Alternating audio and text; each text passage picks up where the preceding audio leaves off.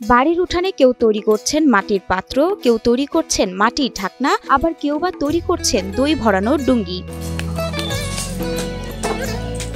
সকাল থেকেই শুরু হয়ে যায় এই বিশাল কর্মযজ্ঞ। শুরুতে মাটির স্তূপ পা দিয়ে ভালোভাবে মেখে নেন কুমাররা।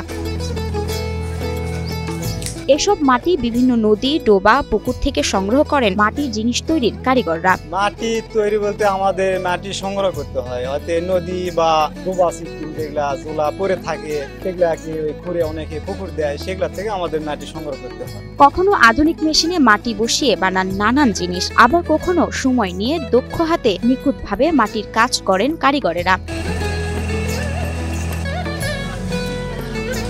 অক্লান্ত পরিশ্রম করে তারা মাটি দিয়ে তৈরি করছেন সংসার ও কৃষিকাজে ব্যবহারের জন্য নানান সামগ্রী। ঢাকন, ঝোকসা, পাতিল, শাড়ি, অনেক কিছু তৈরি করা হয়। বংশ পরম্পরায় করে আসা এই কাজ শুধু পুরুষেরাই নয়, বাড়ির নারীরাও সংসারের কাজের ফাঁকে ব্যস্ত সময় কাটান এখানে। সংসারের পাশাপাশি আমি সংসারে আসার জন্য, তাকে সাহায্য করার জন্য আমরা এই মাটির কাজগুলো করি। মায়ের বাড়ি করছিল টুকটাক, এটি আসি শিখছি, শিখে যে করতেছি।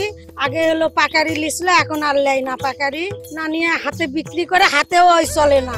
এখনো পূর্বপুরুষদের পথ ধরে দিনের পর দিন মাটির সামগ্রী তৈরি করছেন জয়পুরহাটের তেঘর পালপাড়া ও খেতলালের দক্ষিণ হাটশহর পালপাড়া গ্রামের শতাধিক পরিবার। তবে এসব পণ্যের দাম এবং চাহিদা কমে যাওয়ায় হাড় ভাঙা পরিশ্রম করেও মিলছে না কাঙ্ক্ষিত পারিশ্রমিক। কষ্টের ব্যবসা, তো কষ্ট করে যদি আপনার যদি মেহনতি পয়সা যদি না হয়, আপনার পরিবার যদি না চলে, আপনার তো পেশা অনেকে পাল্টে অনেক কিছু করতেছে।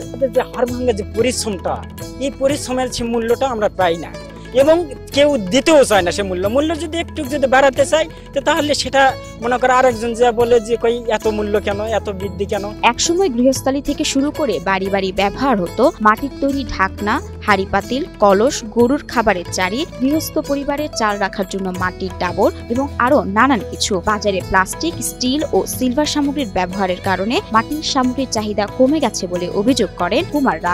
এখন মেলামাইন, প্লাস্টিক এবং সিলভার নামে আমাদের এই ব্যবসা, মাটির ব্যবসা অচল হয়ে গেছে। আমরা এখন ধরে আসি ঐতিহ্য বাপদাদারা করে আসছে, ওই আমরা গরিব মানুষ, আমরা কোনো পুঁজিপাতি পাই না। স্বাস্থ্যকর অল টাইম হানিকম্ব, সব সময় অল টাইম হেলদি লাইফ। এদিকে যোগাযোগের ভিত্তিতে এ পেশার প্রসারে সার্বিক সহযোগিতার আশ্বাস দিলেন বাংলাদেশ ক্ষুদ্র ও কুটির শিল্প কর্পোরেশনের উপব্যবস্থাপক লিটন চন্দ্র ঘোষ। বিসিক সারা দেশব্যাপী যে মেলা আয়োজন করে, এই মেলাতে তাদের পণ্যের প্রচার প্রসারের সুযোগ থাকবে। এছাড়া বিসিকের যে অনলাইন পেজ আছে সেখানে তারা প্রচার করতে পারবে। এদের যদি কোনো প্রশিক্ষণ দরকার হয়, বিসিক থেকে প্রশিক্ষণ দেওয়া যাবে। এছাড়া হচ্ছে বিসিক থেকে শিল্প নিবন্ধন এবং আর্থিক সহযোগিতার প্রয়োজন হলে আমরা নিজস্ব কিছু ঋণ আছে, এছাড়াও ব্যাংকের মাধ্যমে তাদের সার্বিক সহযোগিতা করব।